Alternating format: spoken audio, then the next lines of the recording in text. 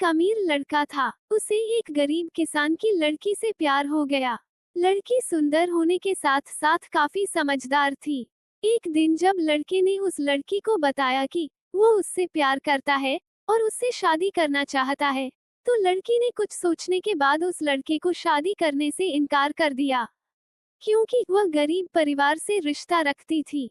लेकिन कुछ समय बाद जब ये बात उस लड़के को पता चली, तो उसने लड़की के माता पिता से बात की और उस लड़की को समझाया। काफी समझाने के बाद वह लड़की मान गई और दोनों की शादी हो गई।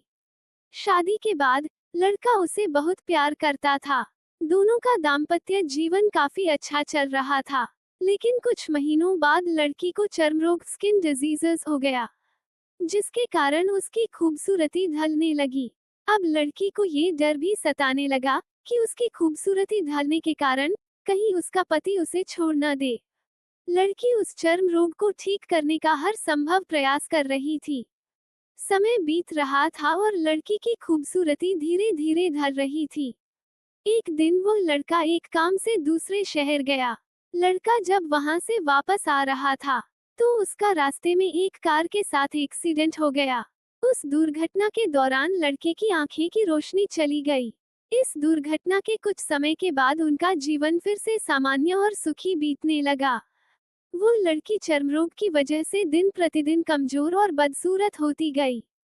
लेकिन पति अंधा होने के कारण उनका दाम्पत्य जीवन ठीक चलता रहा, और दिखाई न देने के कारण वह लड़का उससे पहले की तरह प्यार करता रहा। कुछ सालों बाद बीमारी के कारण उस लड़की की मृत्यु हो गई। पत्नी की मृत्यु होने के बाद वह लड़का अंदर से दुखी हो गया और वह शहर छोड़कर जाने वाला था।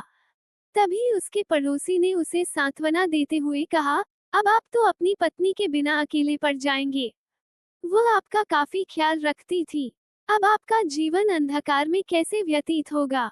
तब उस लड़के ने अपने पड़ोसी की ओर देखा और गहरी सांस लेते हुए कहा, मैं कभी अंधा था ही नहीं, लेकिन मैं ये सोचकर अंधे होने का नाटक करता रहा कि कहीं मेरी पत्नी को उसकी बीमारी और बदसूरती के कारण ये ना लगे कि मैं उससे प्यार नहीं करता।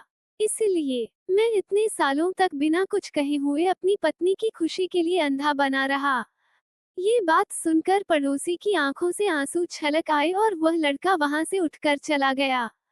शिक्षा, अगर आप जीवन भर खुश रहना चाहते हैं, तो आप लोगों की कमियों की तरफ ही नहीं उनकी खूबियों की तरफ भी गौर करिए।